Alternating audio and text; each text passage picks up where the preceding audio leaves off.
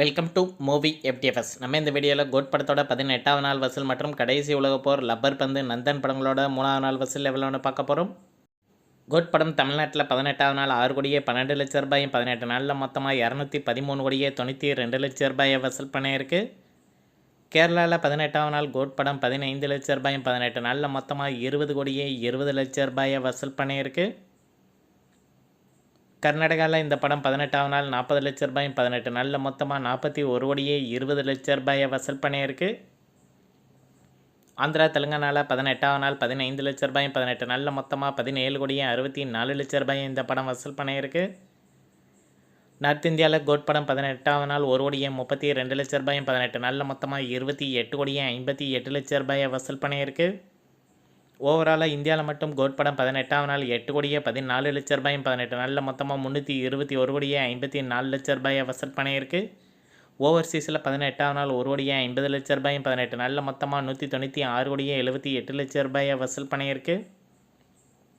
உலகம் முழுவதும் கோட் படம் 18வது நாள் மட்டும் 9 கோடியே 64 லட்ச ரூபாயும், 18 நாளில் மொத்தமாக 518 கோடியே 32 லட்ச ரூபாயை வசூல் பண்ணியிருக்கு. தமிழ்நாட்டில் 18 நாளில் கோட் படத்திற்கு 124 கோடியே 37 லட்ச ரூபாய் ஷேர் கிடச்சிருக்கு. இதுவரை தமிழ்நாட்டில் 39 கோடியே 37 லட்ச ரூபாய் லாபமாக கிடச்சிருக்கு. கேரளாவில் இந்த படத்திற்கு 18 நாளில் 11 கோடியே 74 லட்ச ரூபாய் ஷேர் கிடச்சிருக்கு. கேரளாவில் கிட்டாக இன்னும் இந்த படம் 9 கோடியே 3 லட்ச ரூபாயை வசூல் பண்ணணும்.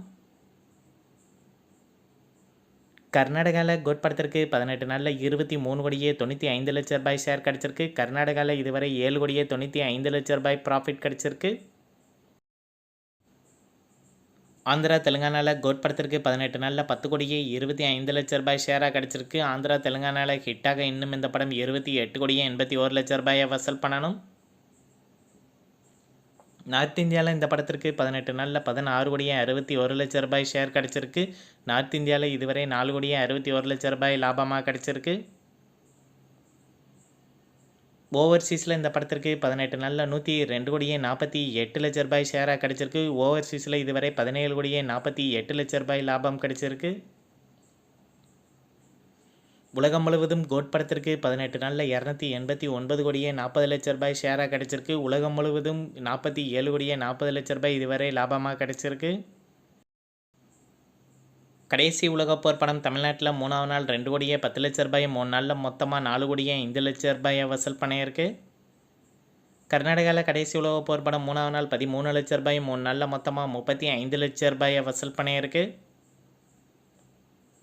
ரெஸ்ட் ஆஃப் இந்தியா ப்ளஸ் ஓவர்சீஸில் 3வது நாள் இந்த படம் 20 லட்ச ரூபாயும், 3 நாளில் மொத்தமாக 62 லட்ச ரூபாயை வசூல் பண்ணியிருக்கு. உலகம் முழுவதும் கடைசி உலகப்போர் படம் 3வது நாள் மட்டும் 2 கோடியே 43 லட்ச ரூபாயும், 3 நாளில் மொத்தமாக 5 கோடியே 2 லட்ச ரூபாயை வசூல் பண்ணியிருக்கு.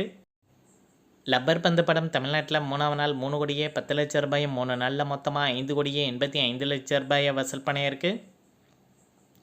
கர்நாடகாவில் இந்த படம் 3வது நாள் 30 லட்ச ரூபாயும், 3 நாளில் மொத்தமாக 55 லட்ச ரூபாயை வசூல் பண்ணியிருக்கு. ரெஸ்ட் ஆஃப் இந்தியா ப்ளஸ் ஓவர்சீஸில் லப்பர் பந்து படம் 3வது நாள் 35 லட்ச ரூபாயும், 3 நாளில் மொத்தமாக 75 லட்ச ரூபாயை வசூல் பண்ணியிருக்கு. உலகம் முழுவதும் லப்பர் பந்து படம் 3வது நாள் மட்டும் 3 கோடியே 75 லட்ச ரூபாயும், 3 நாளில் மொத்தமாக 7 கோடியே 15 லட்ச ரூபாயை வசூல் பண்ணியிருக்கு. நந்தன் படம் தமிழ்நாட்டில் 3வது நாள் 1 கோடியே 2 லட்ச ரூபாயும், 3 நாளில் மொத்தமாக 2 கோடியே 50 லட்ச ரூபாயை வசூல் பண்ணியிருக்கு.